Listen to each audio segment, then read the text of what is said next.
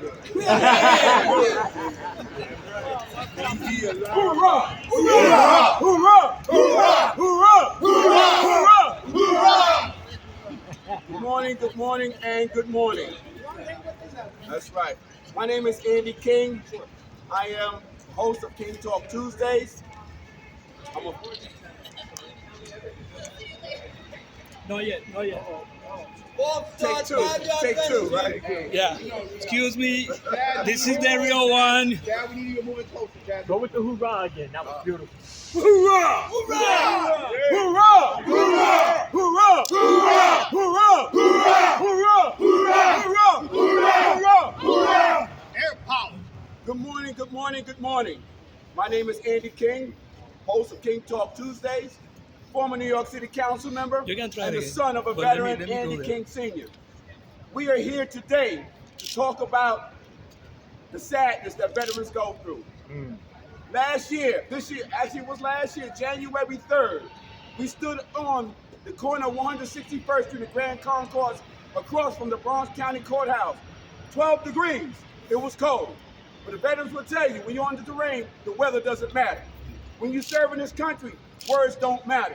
When you serve in this country, only thing that matters is that you give your heart to making sure that you were told to do and you did what you were asked to do to protect this country. Unfortunately, so many of our veterans come home without a hug, without a care, without resources to help them assimilate back into society. It's unfair and it's not right. So many families deal with their family members who go to serve. They come back a different person. What happens when that veteran comes back? It may not be everybody's story, but today we're talking about the story of veterans who get displaced when they come back home. We're talking about veterans who find themselves homeless when they come back home. We're talking about veterans who have mental challenges who don't get the proper services. Well, we're calling on government today and everyone who says they care about veterans to do their part to making sure that no veteran is left alone. Making sure that no veteran is left alone. Making sure no veteran is left alone. That's right. You're going to hear from a number of servicemen and women who have struggled upon their return into civilian life. From mental health challenges to just finding yourself a meal to unemployment and more importantly, just being able to care for themselves. I got to ask the question.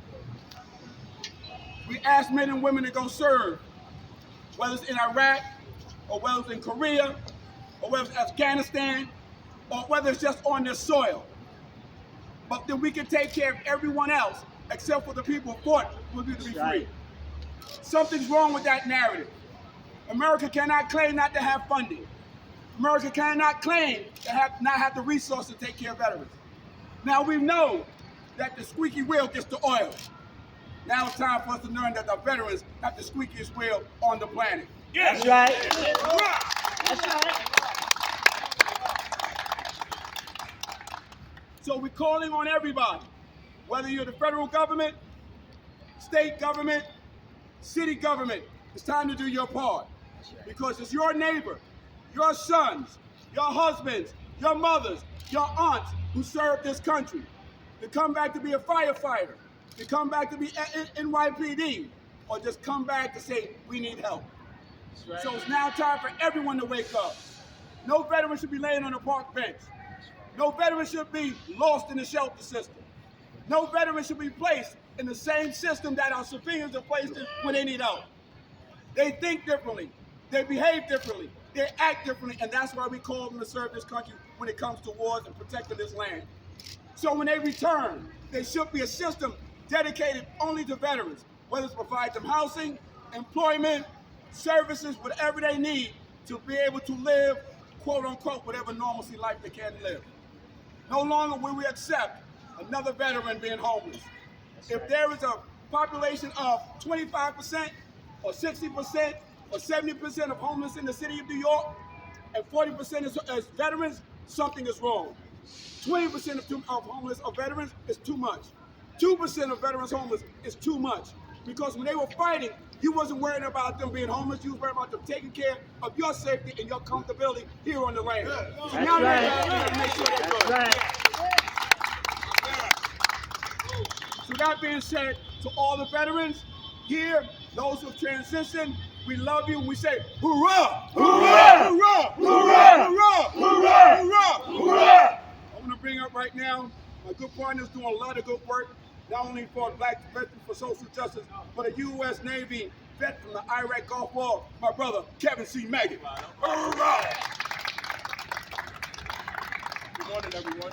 Good morning, brother. And I want to thank you. I want to thank former City Councilman Andy King for actually helping me to secure this space to say what I'm about to say. I think it's an atrocity what's happening to veterans, not only on a city level, but on a state level and a federal level. At the end of the day, I don't expect much from the city because our contract was made for the federal government.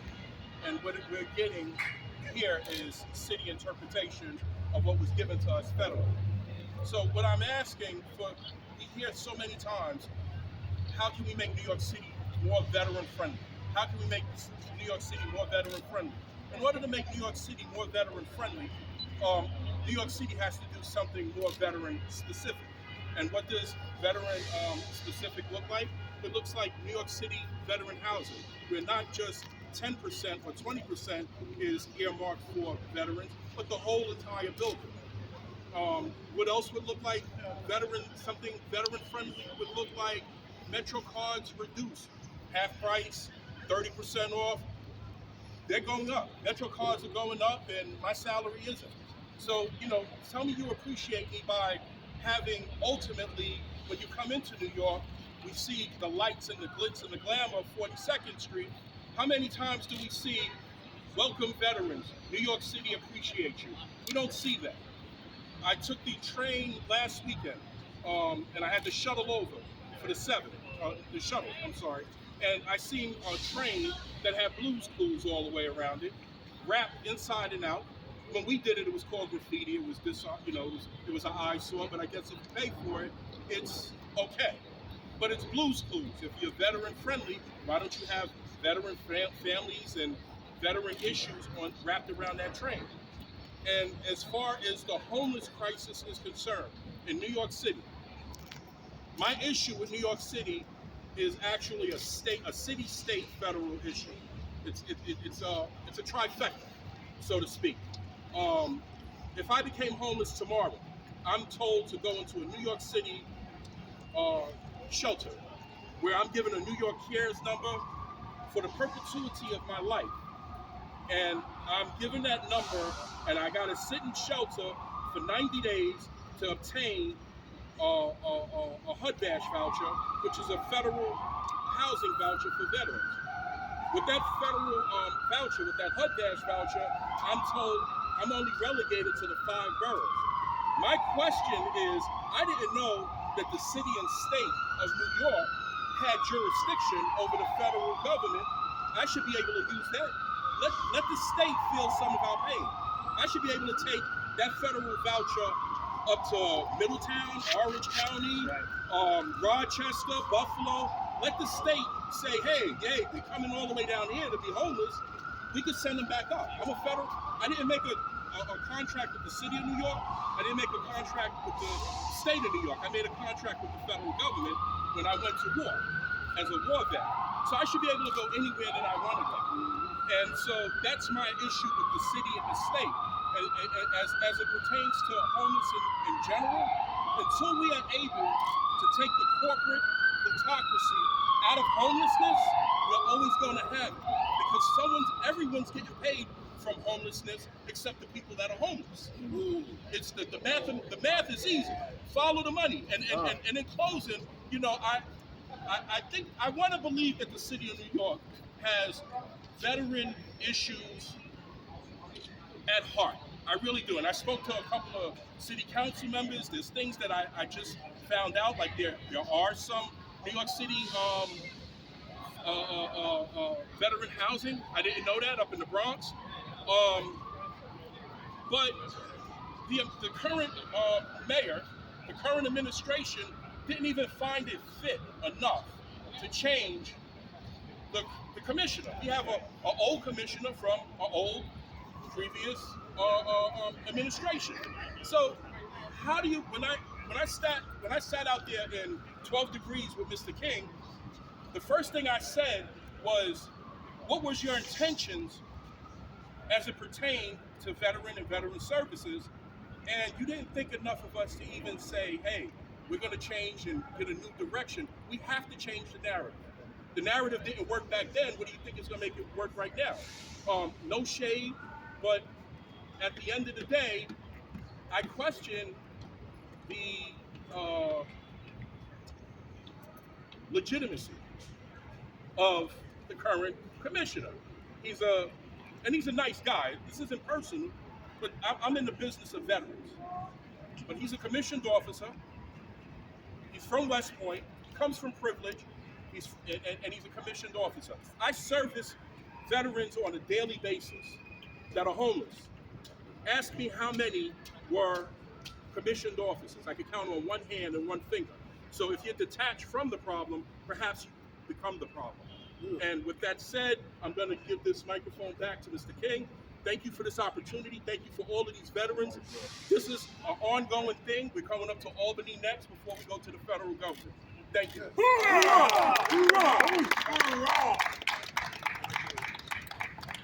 want to commend Kevin Megan not only for the time he served this country in Iraq, but taking the mantle and fighting strong for our homeless veterans.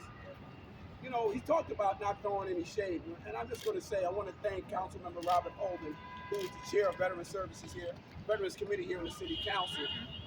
May his health get better, but he stands strong when it comes to having a real conversation about veterans.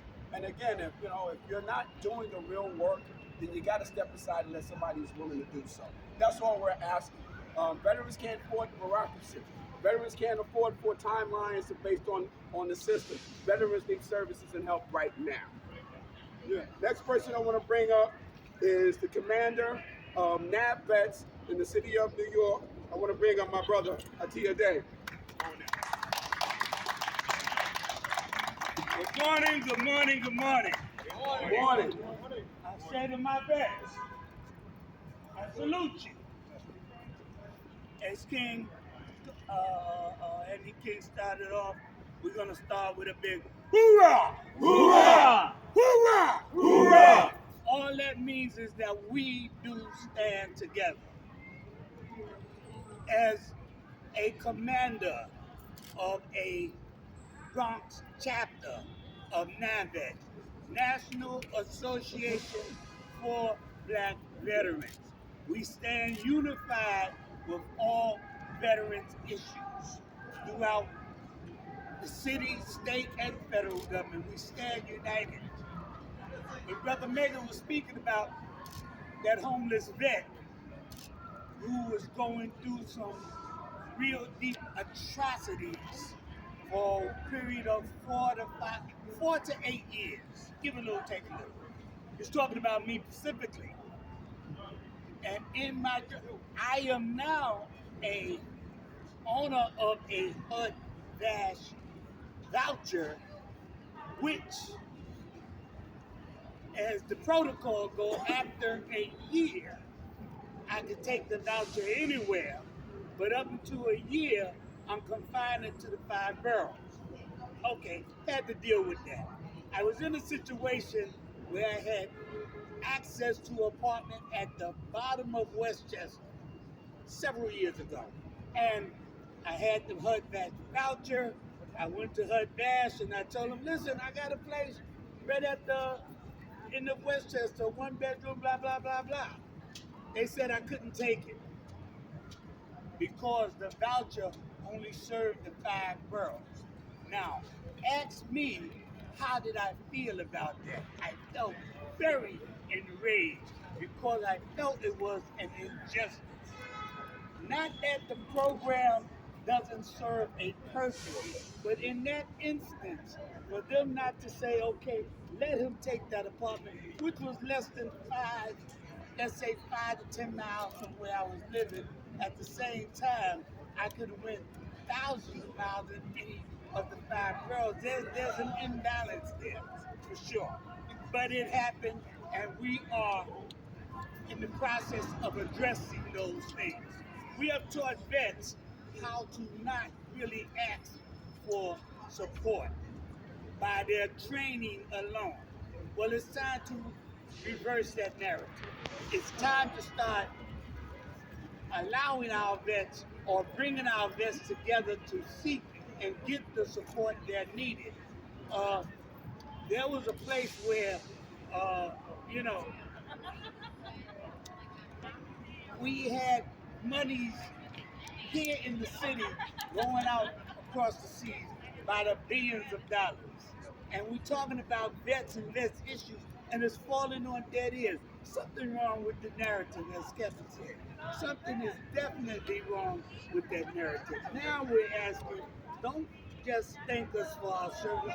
Show us that we care. Show us that we are appreciated even as we stand every day. How many vets have passed away not having their full potential met? I know a lot of the vets that I operate with today. I'm gonna say this one more story after I finish this. A lot of the vets that I deal with today are no longer young. No longer 18, 19, 25, 30 years old. Some of us are well into our 70s.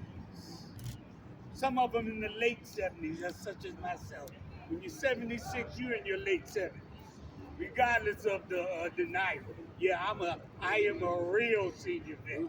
Okay, and I say that to say I have a vet, 91 years of age, who is current today, who is still very lucid of all the things that's going on in his life. He's seeking service, yet he's not getting the service that he seeks. There's something wrong with that narrative. That ain't right. And we need to That have ain't right. it ain't right. We need to have it looked into. With that, I'm going to take my leave as I'm dealing with a pinched nerve that doesn't allow me to stand long or walk straight. It's a problem, so we're looking into that also. Again, I thank you, vets. I salute you. God bless one and all.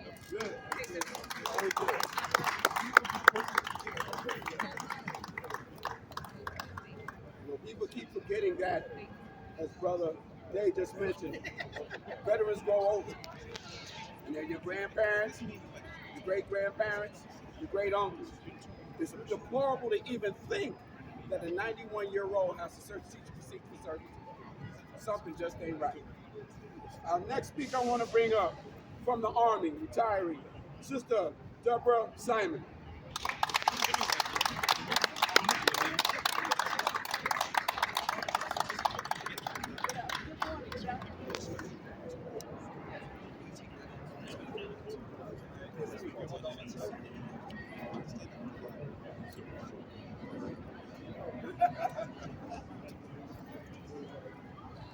Morning, good afternoon, whatever it is.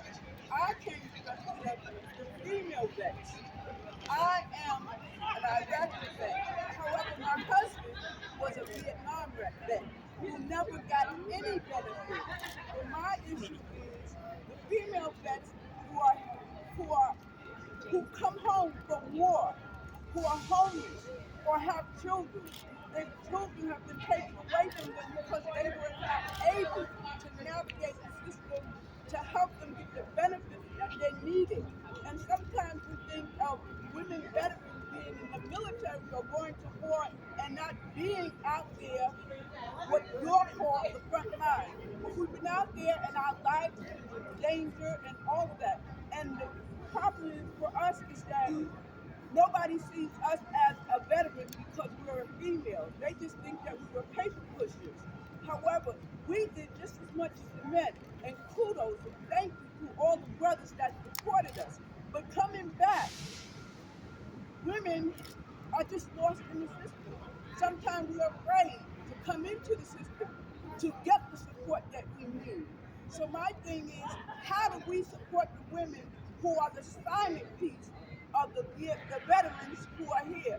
We've seen stories of the women who were at the post office in the Vietnam War and all those other wars that never got the recognition that they needed. So let's all galvanize together. In addition to helping the brothers, help the females get all the they need. Thank you. That's right. Let them know. Let them know.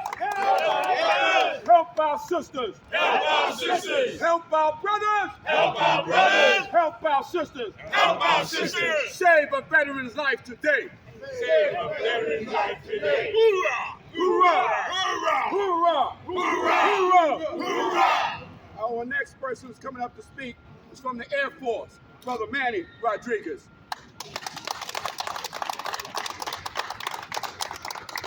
Good afternoon, everyone. Good afternoon. Good afternoon, beautiful veterans. Good afternoon, brother. I am so grateful to be among and standing on the shoulders of those of you that served before me, those of you that are not here today that died for me. My name is Manuel Rodriguez. I'm a U.S. Air Force veteran. I'm here on behalf of Dominican Veterans of America. The President Samuel Rebello could not make it today, so I'm here to speak on behalf of these gorgeous veterans that are here standing as a Gideon army. You might see a small group, but you see a mighty group that are here to fight for the veterans that cannot fight today. That's right. 200,000 plus veterans in the city of New York. We represent them. Dominican Veterans of America stands in solidarity with anything that has to do with getting services for veterans that are due to veterans. Yes, they are. Someone said, don't say thank you. I do say I am appreciative when you say thank you. Do something about it. That's right. Do something about it. Do something about it. I'm going to be short, and I am just going to leave a question for all of us today. And all of New York City and the 200,000 veterans that reside in this awesome city. How many veterans are in the New York City Council representing us today? Good point. We talk about strategy, we talk about tactics. We need strategy, we need tactics. That's And right. I love your tactics, but we need strategy. We need veterans, so I'm going to challenge veterans to come out and not only vote strong, but also run for office, so that when we come to city council, there's someone that we can talk to that knows what we're saying and understands the struggle of a veteran in this great city. That's right. Thank you so much for this challenge. God bless you all. Dios bendiga a todos. All right. Yes, sir. Okay, so they've asked me to. Mi nombre es Manuel de Jesús Rodríguez, soy un veterano de la Fuerza Aérea. Estamos aquí representando en solidaridad con los veteranos. El presidente Samuel Rebello no pudo estar, yo estoy representando Dominican Veterans of America.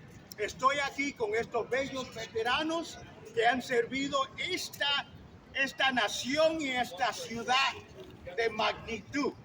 Estamos para pelear para servicios que son debidos a los veteranos que han servido. No es que le estamos preguntando, le estamos diciendo, necesitamos servicios no ayer, necesitamos servicios hoy. Pregunta, ¿cuántos veteranos nos representan en el City Council? Pregunta, necesitamos estrategia, necesitamos tácticas. La estrategia es que invito a veteranos que corran y se postulen para posiciones en el Consejo Municipal. Dios le bendiga a todos y buen día.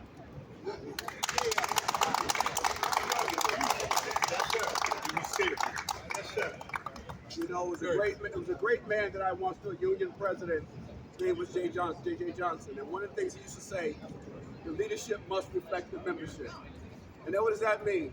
When we talk about people who run for office or in office, they got to reflect the people that they represent. So if you don't have a veteran that's inside the walls of City Hall or in Albany or in Washington, having a real conversation can bounce off the wall and never land where they're supposed to land.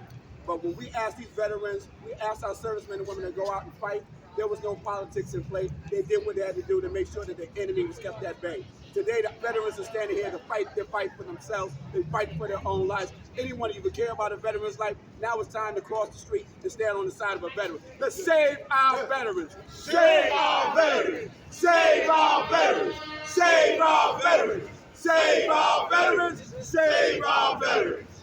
The next speaker I want to bring up is from the Navy, my good brother, Gene Edwards.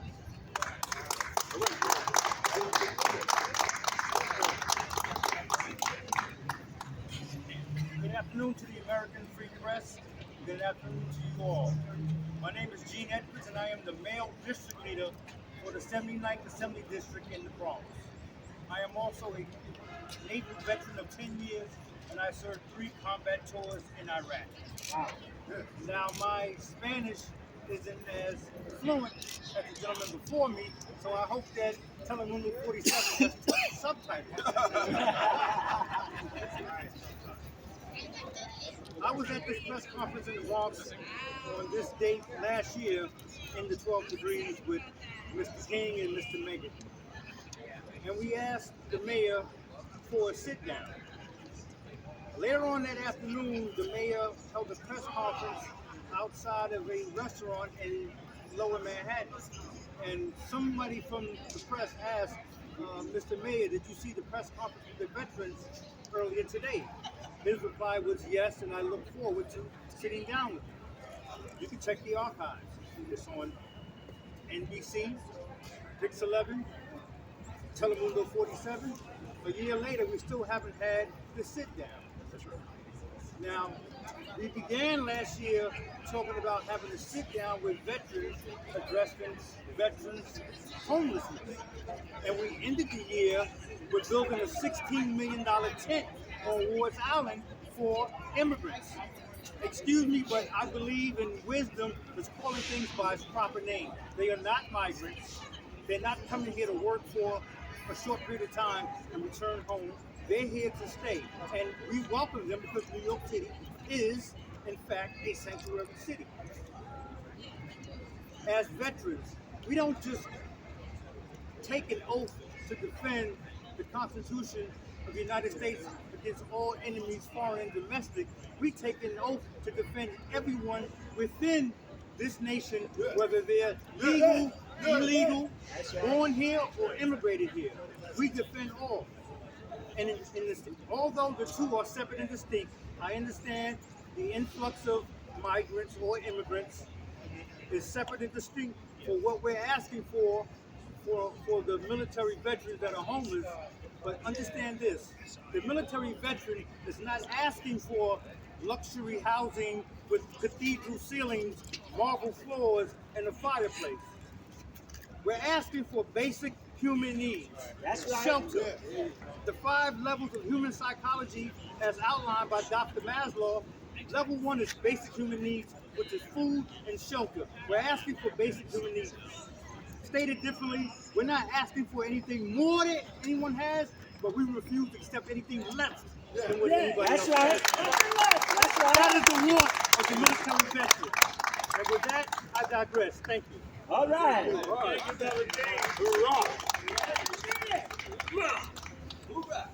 You know, we started this conversation about what our veterans have earned. And Brother Edwards said it best. They've earned it. They're not asking for marble floors and glass ceilings, but they've earned the right for basic accommodations. When they're out fighting in the terrain and it's 12 degrees, it's rain, it's snow, there's bushes. My dad told me, he said he couldn't understand himself as a young man patrolling at night in Korea. And he's like, what is a kid from Brunswick, Georgia doing out here? But he came to serve his country. So it didn't matter, he made the sacrifice. The least that we can do in this country when they return home, whatever sacrifice we have to make for our veterans, just do it. Just do it. Just do it. Just do it. Just do it. Just do it. So as we get to wrap up, I want to bring up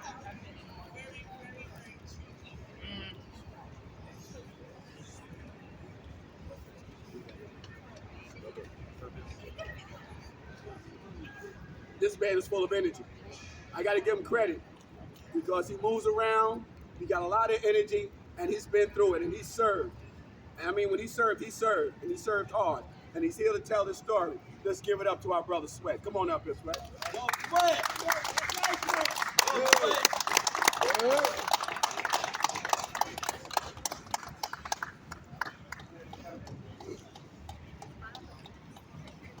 I'm asking all city employees to step a little closer to this conversation. There you go. There you go. There you go. We voted for you. That's right. That's right. We need to talk to you today. That's right.